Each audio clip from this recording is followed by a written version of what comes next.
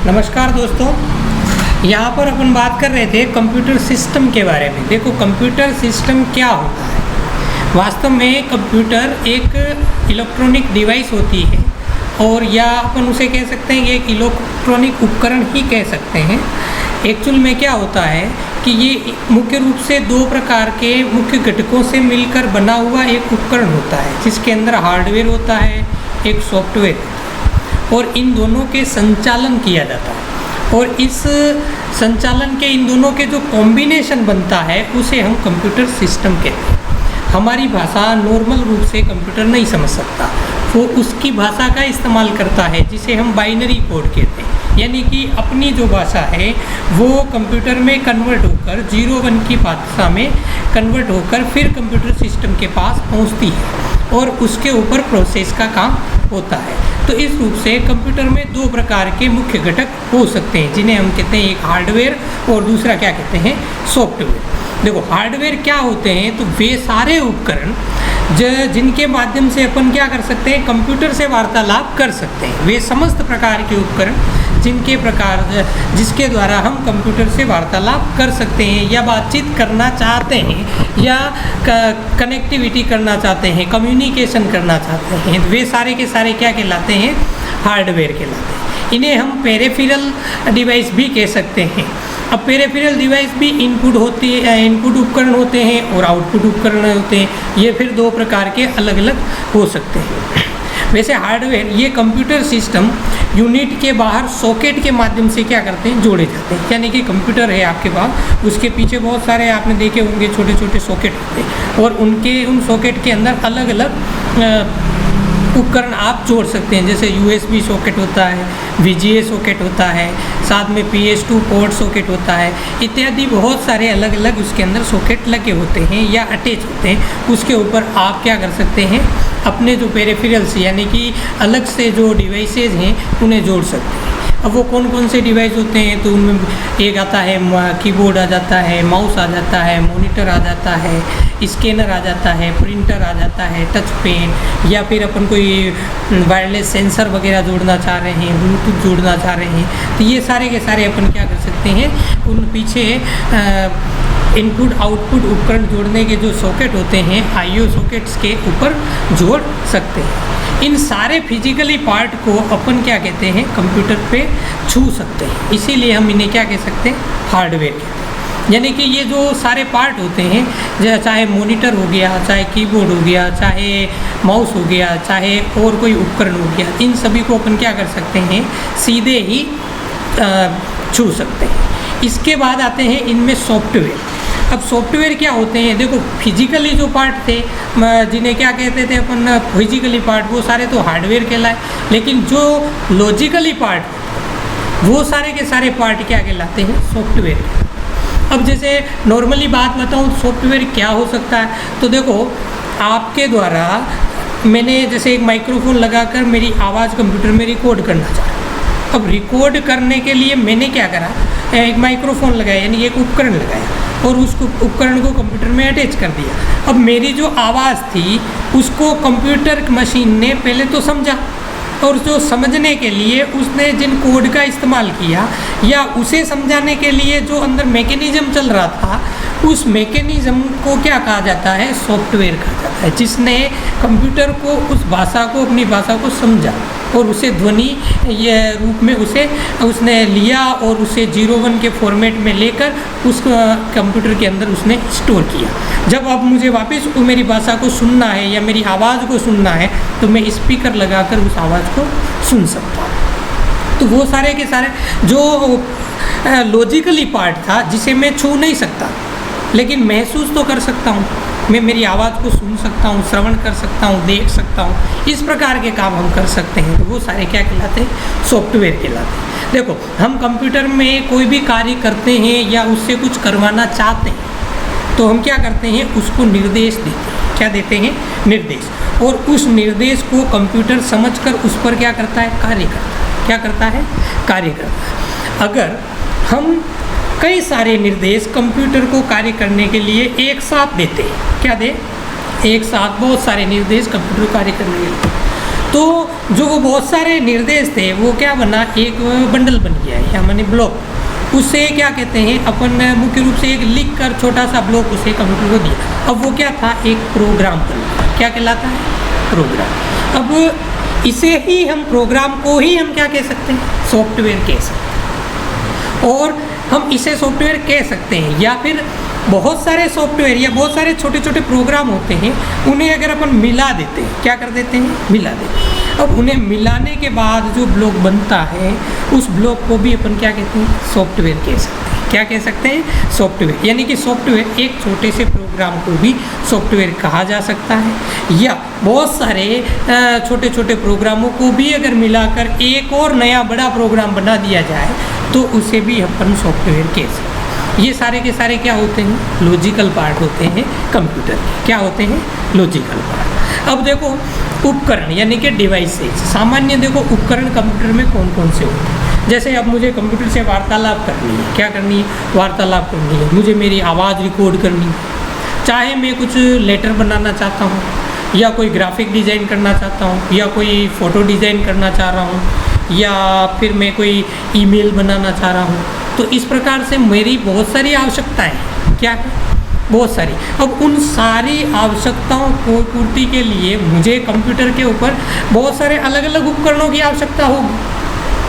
अब वो जो सारे उपकरण, अलग अलग वो डिवाइसेज या उपकरण होंगे, उन सारे उपकरणों को क्या होंगे भाई, वो तो इनपुट उपकरण हो सकते हैं या आउटपुट उपकरण हो सकते हैं। अब जैसे मैं क्या करता हूँ, मुझे पत्र बनाना है, लिस्ट बनाना है, ग्राफिक डिज़ाइन करना है, वीडियो एडिट करना है, आवाज़ रिकॉर्ड करना है, गणितीय क्रिया करना है, या लॉजिकली कोई तार्किक कार्य करने, इन सभी को करने के लिए हम क्या करते हैं, कंप्यूटर के अलग अलग उपकरणों की मदद लेते हैं। अब मुख्य रूप से कंप्यूटर में 3 प्रकार के उपकरण होते हैं। कौन कौन से होते हैं, तो 3 टाइप हैं। पहला होता है इनपुट उपकरण, दूसरा होता है आउटपुट उपकरण, और तीसरे जो उपकरण होते हैं उन्हें हम प्रोसेसिंग उपकरण कहते हैं। क्या कहते हैं, प्रोसेसिंग। अब ये जो इनपुट उपकरण और ये जो आउटपुट उपकरण, इन दोनों को पेरिफेरल्स भी कहा जाता है, या कंप्यूटर के पेरिफेरल भाग भी इन्हें कह सकते हैं। अब देखो, जैसे मेरे पास हैं हार्डवेयर के वो भाग, जैसे हार्डवेयर।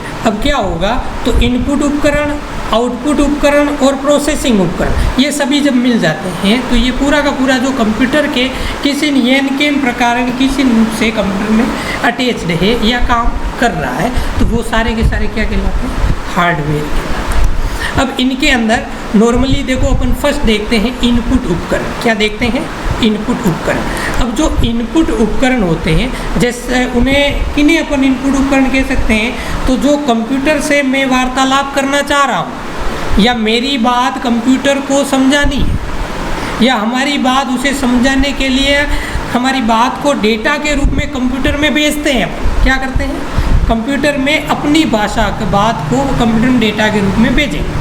अब कंप्यूटर में डेटा को प्रेषण करना या भेजना और प्रेषित करने के लिए जिन उपकरणों की हम सहायता लेते हैं, उन उपकरणों को हम इनपुट उपकरण कहते हैं। क्या कहते हैं, इनपुट उपकरण। अब इन इनपुट उपकरण कितने प्रकार के होते हैं, तो ये 2 प्रकार के होते हैं। एक होता है ऑनलाइन इनपुट उपकरण और दूसरे होते हैं ऑफलाइन।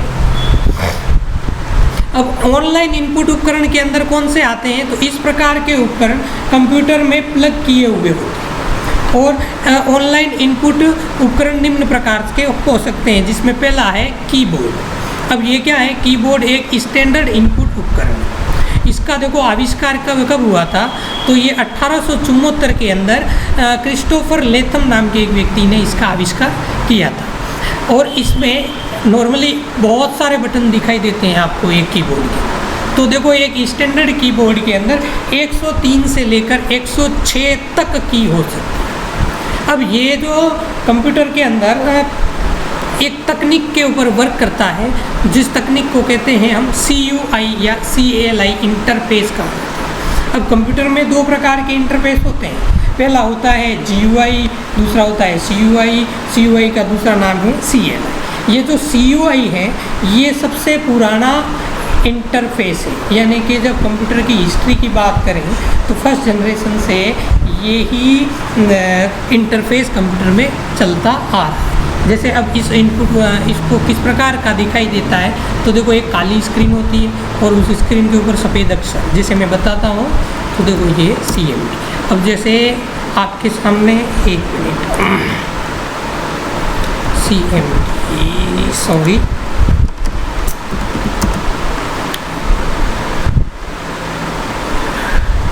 ये देखो आपके सामने काली स्क्रीन आई। अब इसके ऊपर देखो ये वाइट कलर के अक्षर दिखाई दे रहे हैं। अब ये जो वाइट कलर के अक्षर दिख रहे हैं और एक काली स्क्रीन दिख रही है, तो इसे अपन क्या कह सकते हैं, कमांड लाइन इंटरफेस या CUI, कैरेक्टर यूज़र इंटरफेस। यानी कि अब इसमें काम करने के लिए मुझे कंप्यूटर के बहुत सारे कमांड आने चाहिए। अगर मुझे नहीं आते हैं तो मैं इस पर काम नहीं कर सकता। अब GUI जो होता है वो कलरफुल इंटरफेस होता है, जिसके अंदर मेरे कमांड कंप्यूटर खुद ही रन करा देता है। यानी कि उसके ऊपर सारे बटन होते हैं, छोटे छोटे बटन होते हैं, उसके ऊपर बटन होते हैं, उन बटनों का इस्तेमाल कर अपन काम कर सकते हैं। अब जैसे मैं इसे बंद करना चाहता हूँ तो मुझे एग्जिट कमांड लिखना होगा और फिर इंटर दबाना, तो ये बंद होगा। अगर लेकिन मैं GUI का इस्तेमाल करूँ तो कैसे होगा, तो देखो GUI के अंदर मुझे इसमें ये देखो कलरफुल माहौल में 3 बटन दिख रहे हैं, एक मिनिमाइज, मैक्सिमाइज और एक इसके अंदर दिख रहा है जिसे कहते हैं क्लोज। अब मैं जैसे ये क्लोज किया तो मैंने जो वहाँ एग्जिट कमांड लिखा था वो एग्जिट कमांड इस क्लोज पर क्लिक करते ही अकर हो गया, और ये जैसे ही अकर हुआ तो आगे सुचारू और कंप्यूटर ने अपना मेरा निर्देश पढ़ लिया और उस सॉफ्टवेयर को बंद कर। मैंने क्या कहा था कि इस सॉफ्टवेयर को आप बंद कर दो, यानी कि एग्जिट करो या क्लोज करो।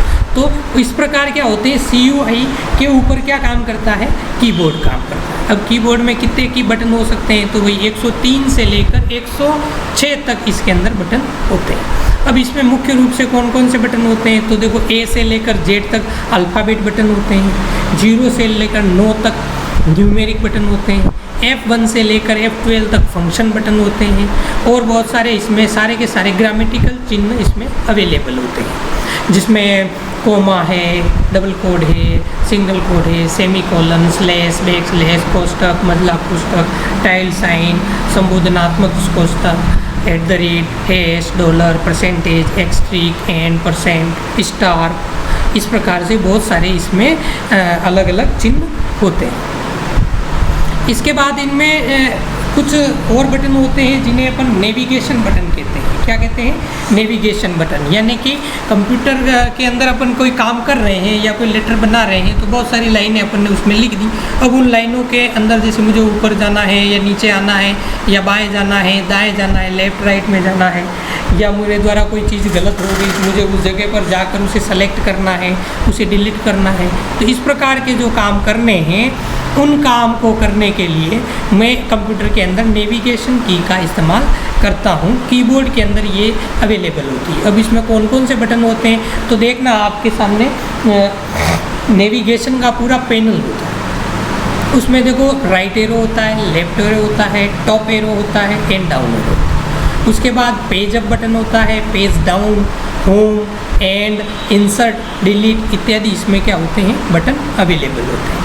इसके बाद इसके अंदर और बटन होते हैं जो कंट्रोल के रूप में काम करते हैं, जिसमें एक कंट्रोल की होती है, शिफ्ट की होती है, कैप्स लॉक, टैब, अल्टर और इंटर। ये जो बटन हैं ये हर कीबोर्ड में दो दो होते हैं। कितने होते हैं, दो दो, यानी एक लेफ़्ट साइड भी होते हैं और एक राइट साइड भी होते हैं। इसके अलावा इसके ऊपर एक चौकड़ी नुमा बटन और होता है जिसे कहते हैं माउस बटन। हमने ये विंडोज़ की कहते हैं उसे। क्या कहते हैं, विंडोज़ की। अब जो ये विंडोज़ की होती है इसके द्वारा भी अपन कर सकते हैं।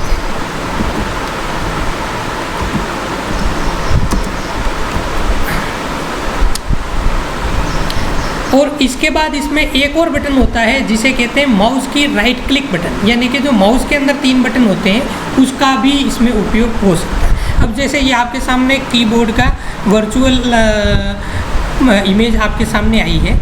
अब देखिएगा इसके अंदर देखो ये बटन दिख रहे हैं। ये देखो ये 4 क्या है, एरोज़ की है। इसमें टॉप है, डाउन है, लेफ्ट है एंड राइट है। इसके बाद ये कंट्रोल कीज़ है, और ये जो की दिखाई दे रही है इस की को अपन क्या कहते हैं, विंडोज़ बटन। क्या कहा जाता है, विंडोज़। इसके बाद एक की ये नज़र आ रही है, ये है माउस का राइट क्लिक। इसके बाद इसमें है ये बैक स्पेस है, इंटर है, डिलीट है, शिफ्ट है। देखो इधर shift, caps lock, tab, escape, ये बहुत सारे बटन इसमें नज़र आ रहे हैं। और इसके साथ ये देखो शिफ्ट, इसमें दो बटन आपको दिख रहे हैं, जैसे ऊपर अलग है, नीचे अलग है, ऊपर अलग। अब इनमें आप उपयोग करना चाहते हैं तो शिफ्ट के बटन को प्रेस करने के उपरांत अगर बटन इसको प्रेस करेंगे तो यहाँ पर 2 की जगह क्या छपेगा, @ तो ये इस प्रकार काम करता है। अब कीबोर्ड में ये जो बटन आपको इधर दिख रहे हैं ये सारे के सारे क्या है, नेविगेशन बटन है। इनके द्वारा आप अप डाउन, ऊपर नीचे वगैरह, लेफ्ट राइट में स्क्रॉल कर सकते हैं। ठीक है, तो ये था अपने पास कीबोर्ड। अब कीबोर्ड के अंदर 2 बटन और होते हैं, डिलीट और बैक स्पेस। ये क्या करते हैं, आपके द्वारा जो कुछ भी अक्षर वगैरह लिखा है या किसी फाइल को डिलीट वगैरह करना है तो इस प्रकार के ये काम करते हैं। देखो डिलीट बटन कंप्यूटर में लेफ़्ट टू राइट काम करता है और राइट टू लेफ़्ट काम करता है बैक स्पेस। बैक स्पेस के अंदर माउस का एरो है जो एक मूव आगे होता है, लेकिन डिलीट के अंदर माउस का एरो अपनी जगह बनाए लिए रहे होता है, उससे उस लाइन को पीछे से आकर उसके अंदर डिलीट होती जाती है। तो ये अंतर रहता है इन दोनों बटनों के। ठीक है, इसके बाद इसके अंदर बहुत सारे बटन ऐसे होते हैं जो जिन्हें हम टॉगल की कहते हैं। क्या कहते हैं, टॉगल की, यानी कि किसी एक बटन को ऑन और ऑफ करने का काम करता है। जैसे मैंने कैप्स लॉक बटन दबाए तो ये ऑन हो गया, तो अब ये जो इसके ऊपर अल्फ़ाबेट थे वो सारे स्मॉल से कैपिटल में टाइप कर। अगर मैं इसे वापस बंद कर देता हूँ तो ये ऑफ हो जाता है और ये सारे के सारे वापस स्मॉल में टाइप होने लगता है। तो इस प्रकार के जो काम कराते हैं वो बटन क्या कहलाता है, टॉगल की कहलाती है।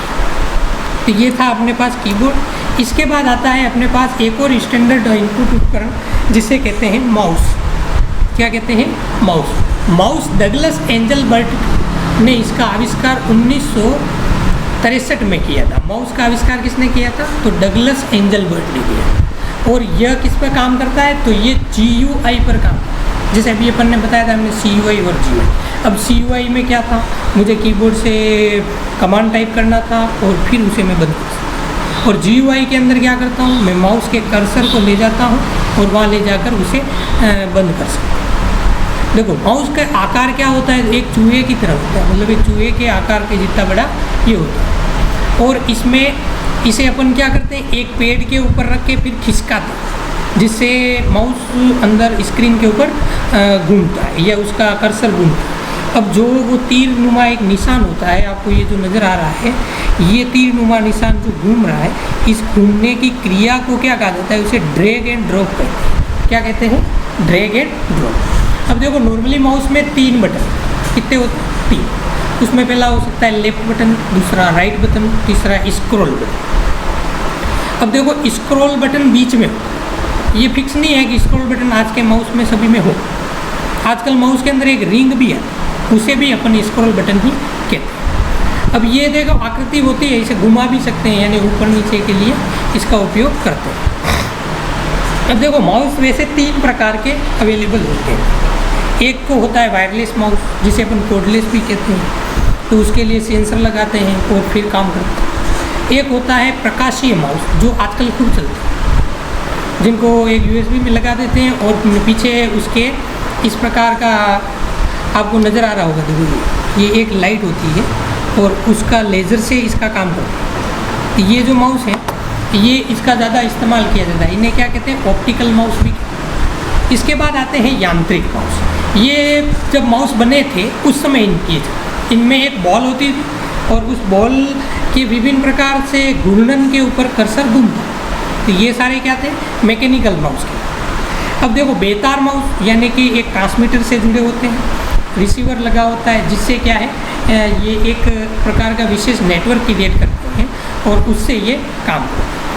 और जो प्रकाशीय माउस होते हैं इसमें ट्रैक बॉल नहीं होती है और लेज़र का इस्तेमाल किया जाता है और इन माउस का कंप्यूटर में ज़्यादा उपयोग किया जाता है आज के समय। इसके बाद आते हैं यांत्रिक, यानी कि मैकेनिकल माउस।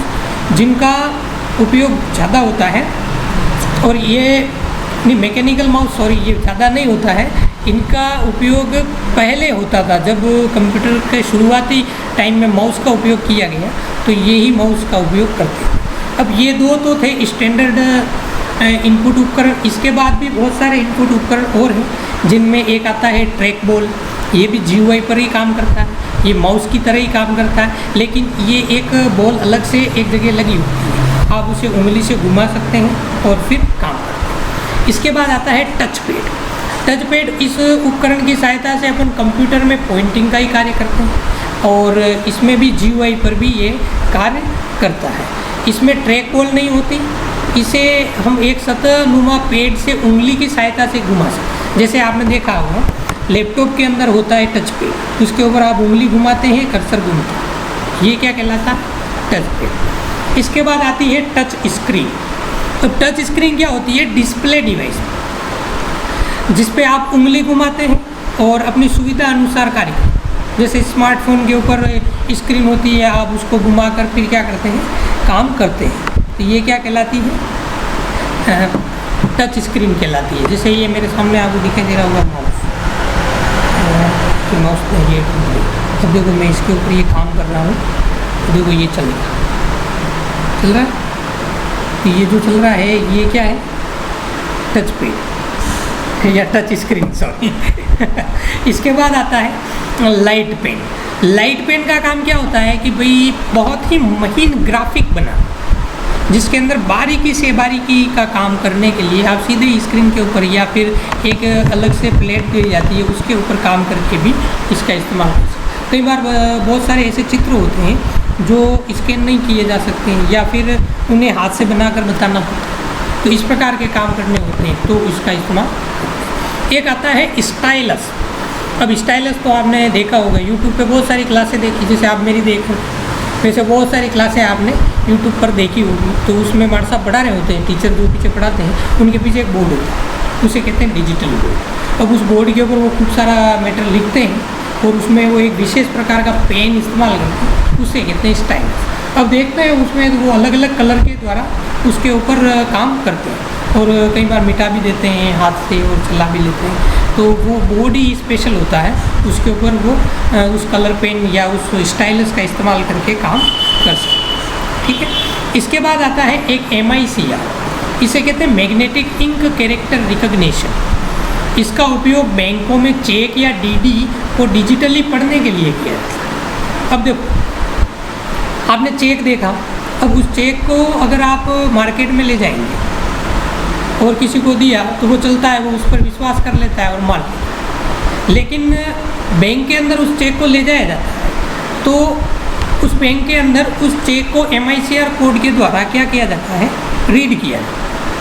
अब जब वो रीड किया जाता है कि भाई ये कागज़ जो लाया है ये ओरिजिनल है या नहीं, अब जब ये ओरिजिनल होगा तो वो उसके ऊपर क्या करता है? संज्ञान लेता है कि भाई ये ओरिजिनल है या ओरिजिनल चेक। अब आजकल तो खूब सारे कलर प्रिंटर चल रहे हैं, तो आप एक चेक लीजिए, उसे कलर प्रिंट करके न फिर बैंक में दे आइए, तो वो चलेगा थोड़ी। उसे चलने के लिए क्या चाहिए कि भाई वास्तव में वस्तु स्थिति ये ओरिजिनल प्रिंट है या नहीं है, ये जो बैंक द्वारा जारी किया गया चेक है या नहीं। तो बैंक क्या करती है? अपने चेक की पहचान। तो ऐसे ही क्या होते हैं, 2-3 प्रकार के कागज़ होते हैं या डॉक्यूमेंट्स होते हैं। उनमें पहला होता है चेक, एक होता है DD डिमांड ड्राफ्ट होता है, एक बैंकर चेक भी होता है। तो ये अलग अलग प्रकार के चेक होते हैं जिनको क्या है? पढ़ने के लिए कंप्यूटर द्वारा इनको पहचान की जाती है। ठीक है। इसके बाद आता है OCR। अब OCR एक बहुत बढ़िया चीज़ है। जैसे आपके पास एक किताब है या बहुत सारा कोई पुराना साहित्य लिखा हुआ आपके पास अवेलेबल होगा। अब उस साहित्य को आप चाहते हैं कि यार मेरे ये साहित्य कंप्यूटर में लिख देता, या कंप्यूटर में लिखने के बाद इस साहित्य को मैं क्या कर लेता? पढ़ लेता, या मेरे को इसको इतना टाइप नहीं करना पड़े, ये ऑटोमेटिक ही टाइप हो जाए। तो आदमी को क्या चाहिए? सुविधाएं चाहिए। अब ऐसी सुविधा आपको मिल जाए कि आपके पास उस किताब को सीधा कंप्यूटर पे स्कैन करो और वो अंदर चला जाए कंप्यूटर में और फ़ॉन्ट बन जाए। जब वो फ़ॉन्ट बन जाए तो आप उसके अंदर सीधा ही मिटा सकते हैं, लिख सकते हैं। इस प्रकार के काम आपके साथ हो जाए तो कैसा लगेगा, मज़े वाली बात रहेगी ना।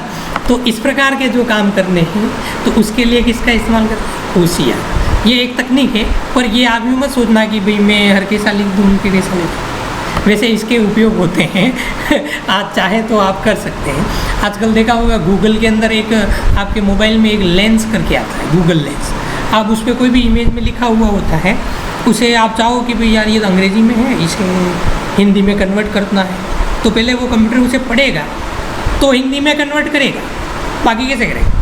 तो वो क्या करता है, उसे OCR उसका उसे पढ़ लेता है, उसे पढ़ने के बाद उसे वो कन्वर्ट कर देता है। तो जो वो गूगल लेंस एक तकनीक लगा रखी है, वो क्या करती है, आपकी उस इमेज के ऊपर जो लिखा हुआ है उसे पढ़ लेती है और उसे फ़ॉन्ट में कन्वर्ट कर देती है। यानी कि इसका फुल फॉर्म क्या होगा, ऑप्टिकल कैरेक्टर रिकग्निशन या रीडर। इसका उपयोग इमेज में छपे अक्षरों की पहचान कर फ़ॉन्ट में कन्वर्ट करने के लिए किया जाता है। इसके बाद आता है OMR। OMR क्या होता है, ऑप्टिकल मार्क रीडर कहा जाता है। इसे क्या कहा जाता है, ऑप्टिकल मार्क रीडर। इसका उपयोग पेन या पेंसिल द्वारा किए गए विशेष मार्क की पहचान के लिए किया जाता है। किसके लिए किया जाता है, पेन या पेंसिल के द्वारा किए गए विशेष जो मार्क होते हैं उनकी पहचान की। जैसे आप सभी ने, बहुत सारे स्टूडेंट्स हैं तो कंपटीशन एग्ज़ाम तो दिया ही होगा बहुत सारे।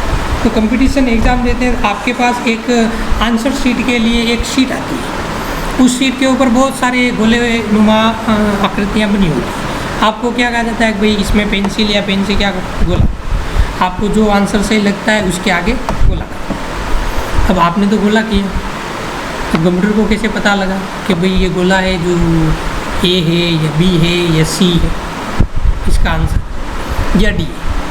तो कंप्यूटर क्या करेगा, उन चिन्हों की पहचान करेगा। क्या करेगा, उन चिन्हों की पहचान। अब वो जो पहचान करना है तो उसके लिए उसे विशेष उपकरण का इस्तेमाल करना है। अब वो जो उपकरण है वो उपकरण क्या कहलाता है, OMR। क्या कहलाता है, OMR। अब OMR का अब देखो एक बहुत ही बड़ा रूप। अब जैसे आजकल एक कोई कंपटीशन एग्ज़ाम में राजस्थान में होता है तो कितने स्टूडेंट बैठते हैं, 1.5 लाख, 5 लाख, 10 लाख, 12 लाख, 15 लाख। अब इतने लोगों की कॉपियों को जांचने के लिए अगर कोई हाथ से बैठ के सब देखेगा तो गलती होगी कोई, 100% सत्य गलती होगी, ये बात पक्की। अब गलती होगी तो फिर लोगों के साथ न्याय कैसे होगा, स्वाभाविक सी बात है, न्याय नहीं होगा। तो इसके लिए देखो ये बहुत ही बढ़िया तकनीक है। अब इसमें क्या किया जाता है कि उस सारे के सारे उन सीटों को इकट्ठा किया जाता है, एक साथ स्कैनर पर रख दिया जाता है, OMR स्कैनर पर, और उन सभी को स्कैन कर दिया। तो एक तो उस कॉपी को जांचने में एक टीचर का जो समय लग रहा था या एक एग्जामिनर का जो समय लग रहा था वो सारा समय बच जाता है। यानी कि जो आंसर एक बच्चे का रिजल्ट निकलने में 10 मिनट या 15 मिनट या 20 मिनट लग रहा था, अब वो रिजल्ट निकलने के लिए 1 मिनट भी नहीं लग रहा है, 1 सेकंड लग रहा है, 2 मिनट या 10 सेकंड लग रहा है। तो देखो कितना समय का सिंक्रोनाइजेशन हो जाता है।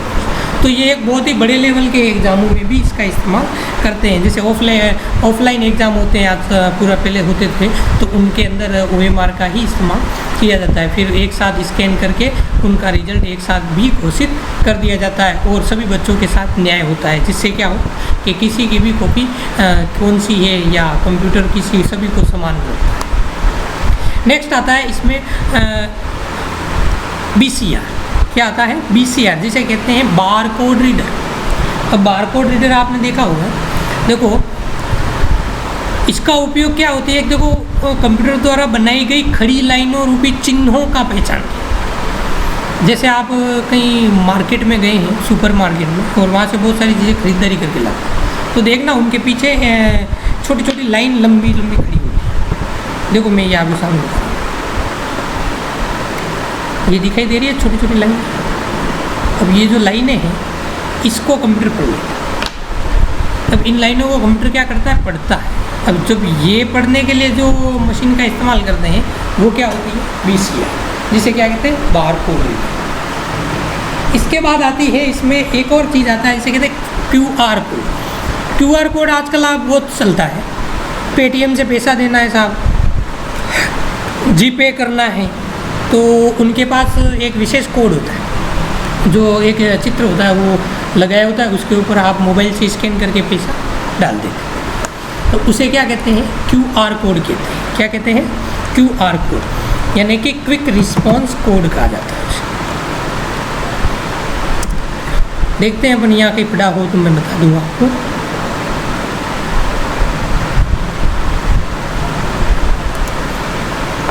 आप भी देख सकते हैं, गूगल पर जाकर इमेज में जाके QR कोड लिख देना तो आ जाएगा। ये जैसे ही अपने पास आ गया है, तो ये देखो बहुत सारी चित्र आ चुके हैं। अब इसमें देखो ये चित्र नज़र आ रहे हैं, बड़े खूबसूरत से चित्र भी हैं। अब ये देखो ये,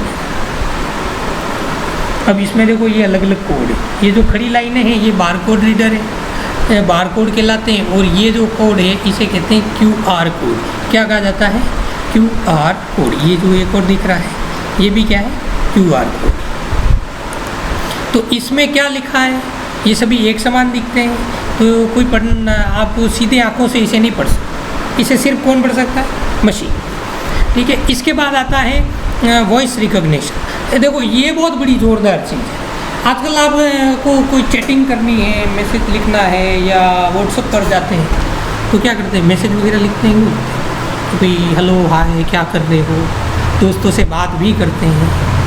अब वो क्या करते हैं? बात तो कर रहे हैं, तो उसके लिए क्या करना पड़ता है? आपको लिखना पड़ता है, मोबाइल में टाइपिंग करनी, तो अंगूठे दर्द करने। तो जब मोबाइल नया नया आया था तो लोगों को बड़ी दिक्कतें होती थी मैसेज लिखने। तो उनके माइंड में एक विचार आया कि यार ऐसा नहीं होता कि मैं बोलता नहीं, ये खुद लिख लूँ। पर आज जो है वर्तमान समय में इस तकनीक का विकास हो चुका है, और ये जो तकनीक है इसके द्वारा क्या किया जाता है? आप सीधे ही कंप्यूटर के मोबाइल के अंदर या कंप्यूटर में बोल लेते हैं, वो खुद ही टाइप कर लेते हैं आपकी भाषा। और ये 95% तक सटीक होता है। हाँ, कोई चीज़ आपके बोलने में अगर तकलीफ आ रही है तो उसे समझ में नहीं आएगा, वो फिर उसके अनुरूप लिख देगा। तो आपके माइंड में आजकल बहुत सारे प्रश्न आ रहे होंगे कि यार क्यों ना अपना लेटर लिखना है वर्ड में, एक्सेल में, अपन बोल के लिख लें।